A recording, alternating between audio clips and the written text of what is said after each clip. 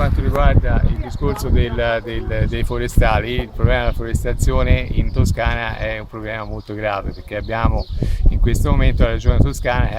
che ha accorpato un po' tutto,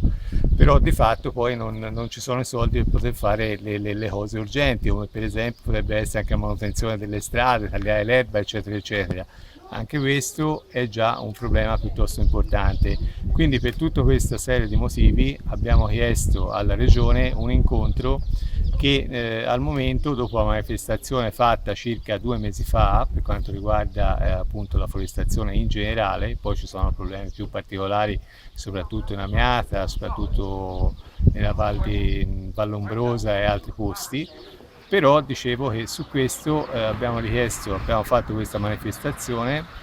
e dopo la richiesta di un incontro con la regione praticamente o di